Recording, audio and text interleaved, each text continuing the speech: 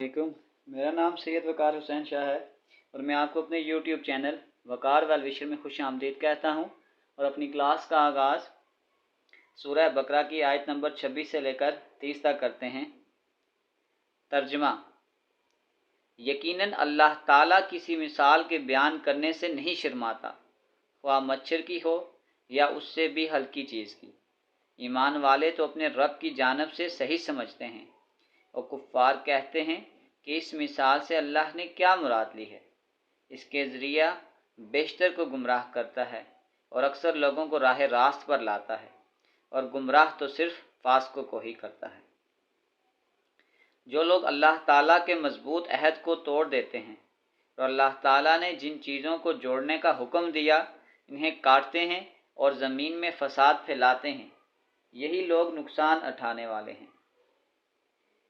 तुम अल्लाह के साथ कैसे कुफर करते हो, हालांकि कि तुम मुर्दा थे, उसने तुम्हें ज़िंदा किया, फिर तुम्हें मार डालेगा, फिर ज़िंदा करेगा, फिर इसी की तरफ तुम लौटाए जाओगे। वो अल्लाह जिसने तुम्हारे लिए ज़मीन की तमाम चीज़ों को पैदा किया, फिर आसमान की तरफ कसद किया और उनको ठीक ठाक 7 आसमान बनाया, और वो हर चीज़ को जानता है। और जब तेरे रब ने फरिश्तों से कहा कि मैं ज़मीन में खलीफा बनाने वाला हूँ, तो उन्होंने कहा कि ऐसे शख्स को क्यों पैदा करता है जो ज़मीन में फसाद करे और खून बहाए। हम तेरी तस्बीह और पाकीज़गी बयान करने वाले हैं। अल्लाह ताला ने फरमाया, जो मैं जानता हूँ तुम नहीं जानते। सदक़ल्लाहुल अज़ीम। प्यारे बच्चों, आज की क्लास में एक्सरसाइज 2.3 क्वेश्चन नंबर 3 और क्वेश्चन नंबर 4 के तमाम पार्ट्स को सॉल्व करेंगे। तो वीडियो को शुरू करने से पहले हमें कमेंट सेक्शन में लाजमी बताएं कि आप हमारी वीडियो कहाँ से देख रहे हैं और आप किस कॉलेज में पढ़ते हैं। तो चलते हैं अपने क्वेश्चन की जानिब। टी को सॉल्व करने से पहले हमारे पास कुछ कंसेप्ट है कन्वर्जेंट सीक्वेंस और डाइवर्जेंट सीक्वेंस का। सीक्वेंस क्या होता है ये पिछली क्लास में हम बहुत ज़्यादा डिस्कस कर चुके हैं। जैसे आपके पास 1 2 3 ये आपके पास एक अरिथमेटिक सीक्वेंस है। सीक्वेंस का कंसेप्ट हम बहुत पहले डिटेल में डिस्कस कर चुके हैं। अब अगर आपके पास एक सीक्वेंस कन्वर्जेंट सीक्वेंस है, a sequence whose approach to a specific value, अगर आपके पास ये कन्वर्जेंट सीक्वेंस होगा तो ये स्पेसिफिक वैल्यू को अप्रोच करेगा। लेकिन अगर ये डाइवर्जेंट सीक्वेंस होगा तो ये किसी स्पेसिफिक वैल्यू को अप्रोच नहीं करेगा। इसमें लिमिट एग्जिस्ट करती है और फाइनाइट होती है, इसमें लिमिट एग्जिस्ट नहीं करती और इनफाइनाइट होती है। जैसे हम एग्जांपल ले रहे हैं 1/n, तो ये कन्वर्ज होता है 0। जैसे फॉर एग्जांपल अगर आपके पास पहली टर्म लें 1/1 1, 1/2 करेंगे तो 0.5, 1/3 करेंगे आ जाएगा 0.33। अगर मैं यहाँ पे कर दूँ 1.4 तो ये आ जाएगा 0.25। तो आप देखें आहिस्ता आहिस्ता ये 0 की तरफ आ रहा है। तो अगर मैं इसको इन्फिनिटी की तरफ लेके जाऊँगा तो ये 0 तक पहुँच जाएगा, यानी 0 तक अप्रोच करेगा। लेकिन अगर मैं इसी को देखूँ तो यहाँ पे ये डाइवर्ज टू इन्फिनिटी होता है। जैसे ये 1 है, 2 है, 3 है, 4 है, अप टू इनफाइनाइट। तो जैसे जैसे इस टर्म को मैं आगे लेता जाऊँगा तो ये डाइवर्ज टू इन्फिनिटी यानी इन्फिनिटी तक जाता जाएगा। तो ये कन्वर्ज होता है टू 0 और ये डाइवर्ज होता है अप टू इन्फिनिटी। अब चलते हैं हम अपने क्वेश्चन की जानिब। 3 find the limit of convergent. अगर आपके पास ये कन्वर्जेंट सीक्वेंस होगा तो ये कोई स्पेसिफिक आंसर देगा। सबसे पहले हम लेट करते हैं कि let an is equal to 5n over n plus 7। ये आपके पास एक सीक्वेंस है। अब अगर हम स्टार्ट में इसमें लिमिट अप्लाई करते हैं कि limit n approaches to infinity an is equal to limit n approaches to infinity 5n divided by n plus 7। Start में मैं यहाँ लिमिट पुट कर देता हूँ तो ये आपके पास आ जाएगा 5 टाइम्स इंटू इन्फिनिटी, यानी n की जगह इनफाइनाइट पुट करेंगे तो ये आ जाएगा इनफाइनाइट प्लस 7। तो 5 टाइम को इनफाइनाइट से मल्टीप्लाई करेंगे आ जाएगा इन्फिनिटी डिवाइडेड बाय इन्फिनिटी। ये इन्फिनिटी बाय इन्फिनिटी, तो ये जो टर्म है ये आपके पास अनडिफाइंड होती हैं।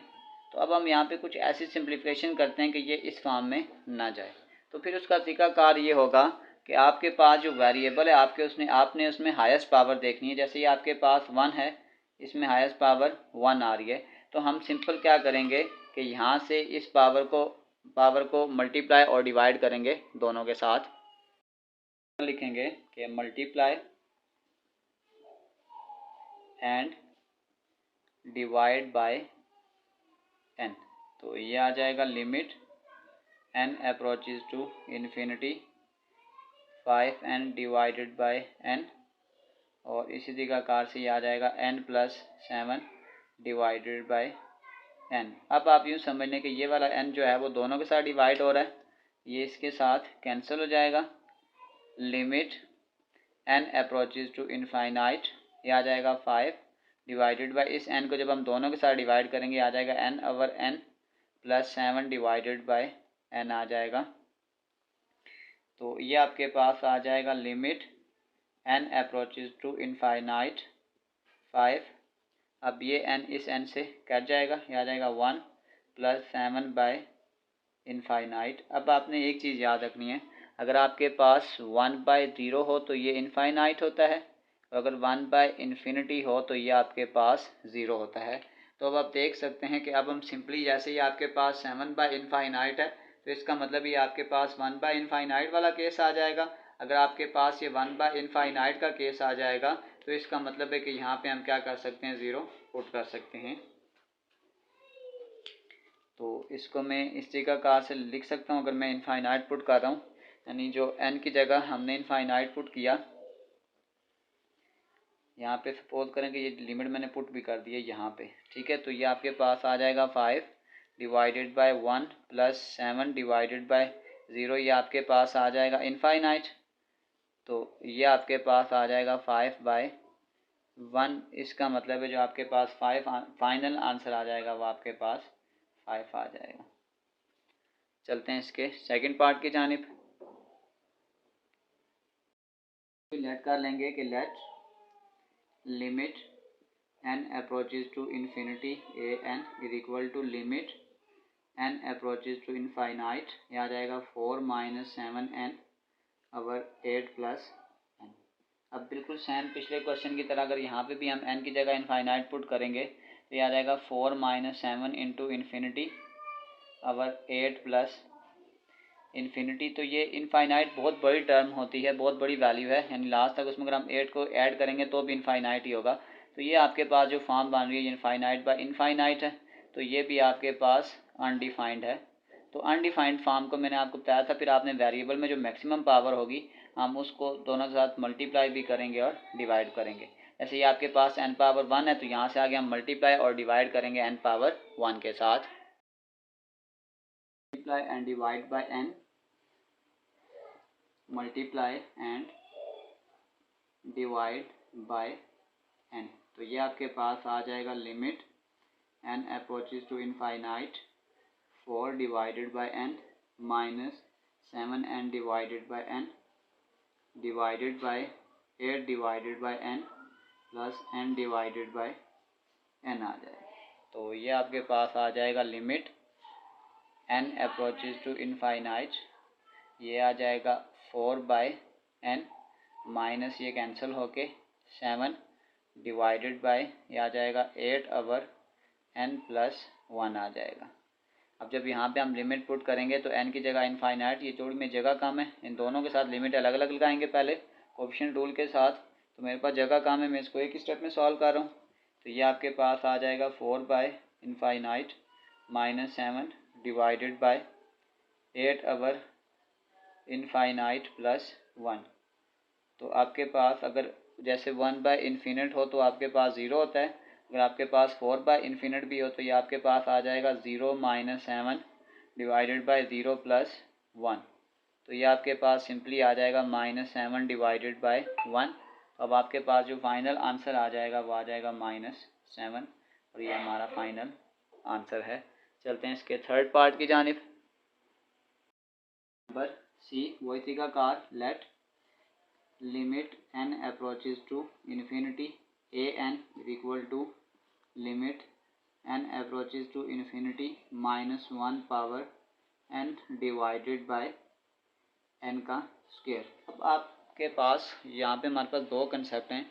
अब ये डिपेंड करता है क्योंकि जो n है हमारे पास ये दो केसेस को डिस्कस कर सकते हैं। अगर हम यूँ कर दें कि -1 की पावर اینڈ سپوز کریں کہ اگر ہم کہتے ہیں کہ یہ ایون ہے تو پھر تو آپ کے پاس جو آنسر آئے گا وہ پلس میں آ جائے گا، +1 آ جائے گا. اور اگر ہم کہتے ہیں کہ -1 کی جو پاور ہے وہ آڈ ہے تو پھر یہ جو آپ کے پاس آنسر ہے وہ -1 میں آ جائے گا. تو اس کا مطلب ہے کہ یہ جو لمٹ ہے یہ کسی اسپیسیفک ویلیو کو اپروچ نہیں کر رہی. ہم نے تو کہا تھا کہ اگر ایک کنورجنٹ سیکوینس ہوگا تو وہ کسی اسپیسیفک ویلیو کو اپروچ کرے گا. تو پھر ہم کہہ سکتے ہیں کہ the limit does not approach to specific value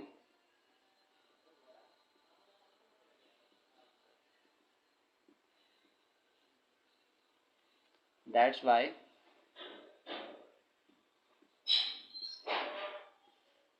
limit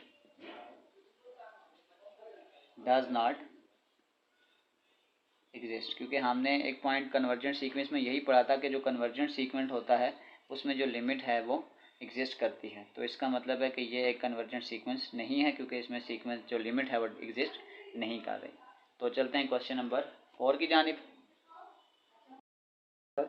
4 weekly sales in rupees at a big store x week after and of advertising campaign are given below. ہمارے پاس جو مین ایکویشن ہے وہ ہمیں یہ گیون ہے کہ S of x is equal to 5000 plus 3600 divided by x plus 2.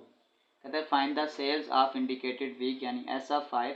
تو یہ تو سمپل جہاں پہ ایکس ہے وہاں پہ ہم نے اس کو ایس آف 5 بنانا ہے. تو یہ آ جائے گا ایس آف 5. تو سمپل جہاں پہ ایکس آ رہا ہے سمپلی ہم وہاں پہ 5 پٹ کر دیں گے. یہ آ جائے گا S of 5 is equal to 5000 plus 3600 divided by x کی جگہ آ جائے گا 5 پلس 2. تو یہ آ جائے گا 5000 پلس 3600 ڈیوائڈیڈ بائی 7. یہ آ جائے گا 5000 اور ان دو ویلیوز کو ہم آپس میں ڈیوائڈ کر لیتے ہیں. تو یہ آپ کے پاس آ جائے گا 3600 ڈیوائڈیڈ بائی 7. یہ آپ کے پاس ہے 514.28. 514.28 اس میں ایڈ کر لیتے ہیں 5000 کو. تمہارے پاس جو فائنل آنسر آ گیا ہے وہ ہے 514.28. یہ ہمارے پاس پہلا آنسر ہے. اسی کے اگر آپ سیکنڈ پارٹ میں دیکھیں تو ہم نے لمٹ پٹ کرنی ہے.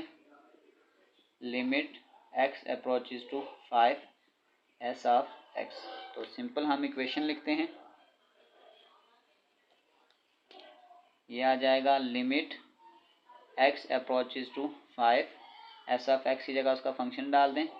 5000 plus 3600 divided by x plus 2. Limit لگائیں گے اور ایکس کی جگہ 5 پٹ کر دیں گے. یہ آ جائے گا 5000 پلس 3600 ڈیوائڈیڈ بائی 5 پلس 2. تو یہ سیم آنسر آ جائے گا. یہ ڈائریکٹ آنسر لکھ دیتا ہوں 5514.285. یہ ہمارا آنسر ہے. چلتے ہیں اس کے تھرڈ پارٹ کی جانب. نمبر سی. اور سی میں ہم نے فائنڈ کرنا ہے limit x approaches to 16 S of x. تو یہ آپ کے پاس آ جائے گا limit x approaches to 16 S of x کی جگہ اس کا فنکشن لکھ دیں. یہ آ جائے گا 5000 plus 3600 divided by x plus 2. تو یہ آ جائے گا 5000 پلس 3600 ایکس کی جگہ آ جائے گا 16 پلس 2. تو یہ آپ کے پاس آ جائے گا 5600 ڈیوائڈیڈ بائی 18. تو اس کو یہیں پہ کر لیتے ہیں 5000 پلس یہ آ جائے گا 36 ڈیوائڈیڈ بائی 18. تو یہ آپ کے پاس آ جائے گا 200. تو بس یہ آ جائے گا 5000 پلس 200 5200 اور یہ ہمارا آنسر ہے. اسی کے ساتھ ہمارے کوشچن نمبر 3 اور کوشچن نمبر 4 کے تمام پارٹس کمپلیٹ سالو ہو چکے ہیں. ڈسکرپشن میں اس چیپٹر کے ایکسرسائزز کے لنک ڈال دوں گا. اگر آپ کو کسی بھی جگہ مسئلہ ہو تو آپ آسانی سے جا کر وہ کوشچن وزٹ کر سکتے ہیں. آخر میں ایک چھوٹا سا میسج اپنے دیکھنے اور سننے والوں کے لیے. کچھ مدت گزر جانے کے بعد ہمیں معلوم ہوتا ہے کہ اگر خدا ہمیں ہمارے انتہا پر چھوڑ دیتا تو ہم ڈوب جاتے. پیارے بچوں، ہمیشہ اللہ تعالیٰ جو کرتا ہے بہترین کرتا ہے. ملتے ہیں اگلی ویڈیو میں. تب تک کے لیے اللہ حافظ.